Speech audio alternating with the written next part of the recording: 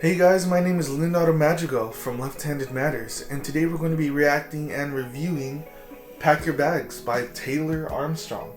I know he's an independent Christian artist and singer-songwriter, so I'm really excited to see if he brings something new to the table. If you're new to my channel, this is the second week I've done these kind of videos, so I'm learning as I go on how I want to approach this.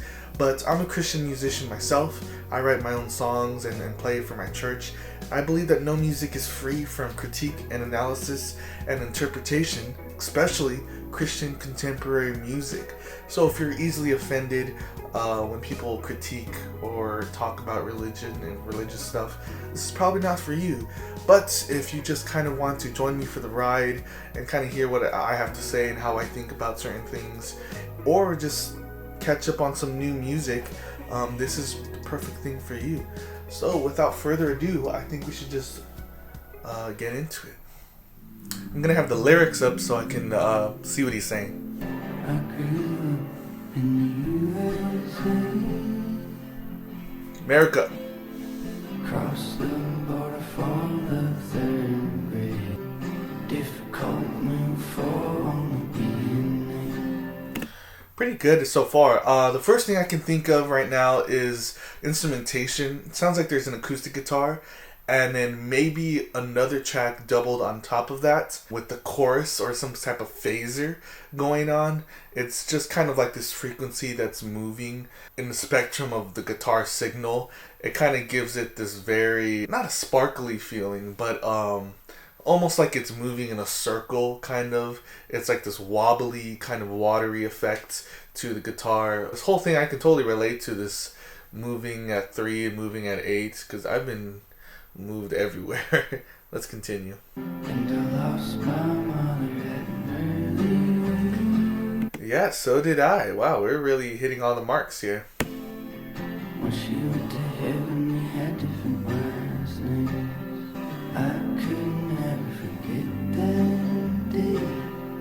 I move on, trying to turn my page. Just because the music has stayed the same, but lyrically, I totally feel what he's saying. It's a lot of bad things happen in our lives, and it's so easy to say, I just gotta move forward. I just gotta push through this. I just gotta keep going. And it's a lot harder than it seems, guys. If you guys know what, kind of feel this, what he's saying, it's difficult. You can pack your bags, but you can't run away. You can relocate, but it all stays the same. Yeah, true. You can't run away from your problems. You have to deal with them head on. Musically, the only thing that's really happened, there's like a bass, like a sub bass underneath everything that's really just kind of filling out the whole music so it doesn't feel as empty. And I kind of hear like a really soft padded kick somewhere in there. Let's continue. You can't run away. You could probably hear it in his voice too. There's a lot of different takes in his singing. There's that normal kind of talking voice, very soft, almost like a whisper. Then there's like a high falsetto voice I can hear on the right side. Let me see. And I hear something else on the left. I don't know if that's a harmony. Getting real tired of living in a temporary place. I need to settle down for the reason they stay. So far this is kind of almost like a folk song.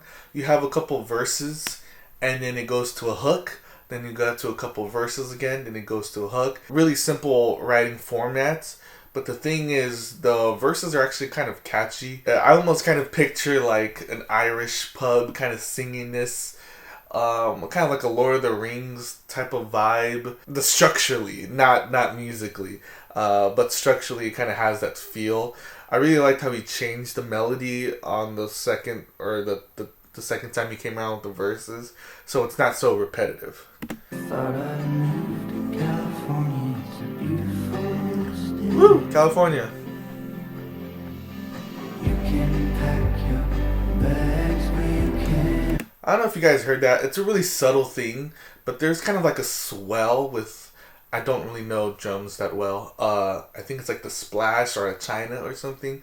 And the drummer kind of rolls in with it with one of their cymbals, and it creates almost this upward effect, like you're about to transition into the next step or another plateau of the song. Let's look back just so you guys can hear it real quick. Right here. Oh wait, yeah. Right? It's not like a hard hitting crash. It's like this roll in. It almost sounds like a sizzle almost. And what it does, it opens up. I think that's a better explanation. That sizzle opens up to the next part of the song.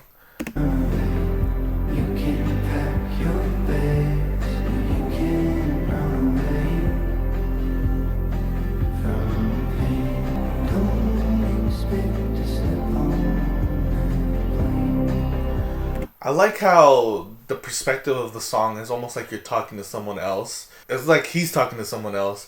Don't expect to step on the plane and think it'll all just fade away. It's like he's kind of mentoring someone else and saying, this isn't gonna work out the way you think it is, you know?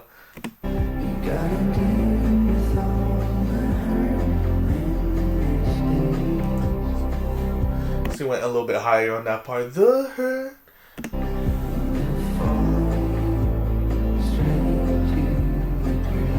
Nice. I like that line. You gotta deal with all the hurt and mistakes, or they'll follow you straight to your grave. This stuff can kill you. The baggage that you carry, you gotta let it go. Talk to someone about it. Talk to a therapist about it. It's, talk to your pastor about it. Talk to your close friends about it. Even if they don't have the answers, at least they can support you with little things that you don't have to think about anymore. And even that can help the situation.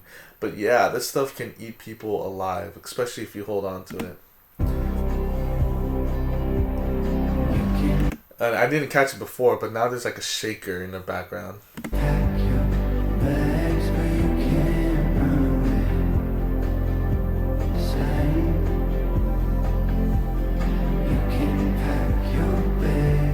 From pain.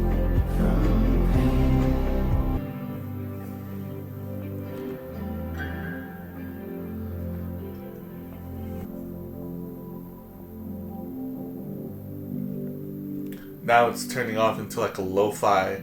They're filtering out some of the frequencies. So that was Taylor Armstrong's Pack Your Bags. This was a mellow song. There wasn't anything so aggressive about it. Even his voice is very it has like the India voice that comes to mind.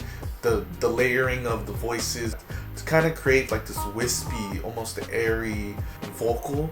Overall, the song is a very simple acoustic song actually, but he does a couple tricks that make it feel more modern.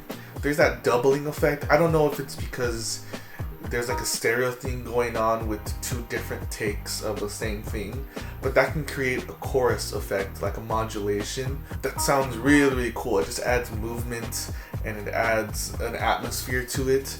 It could be just like a pedal that he used or a program, but it also kind of sounds like a phaser in the beginning as well. Everything was really muffled, and I really liked how like that low end in the background wasn't overpowering. It just kind of filled in all the empty spaces. The kick drum was really muffled. There was like a shaker that was really muffled. And there was even some other percussion stuff. Almost, it sounded like a cajon that was maybe muffled or filtered out a lot of the high end. It sounded like a lo-fi mix of the song, but it didn't take away from the presence and the brightness of the song as well. I wouldn't necessarily call this a Christian contemporary song, but I know it comes from a Christian background of someone who has that faith and that feeling, which leads to a pretty good conversation about what is Christian music. Is Christian music the lyrics that are being said? Is Christian music the instrumentation that is behind those lyrics?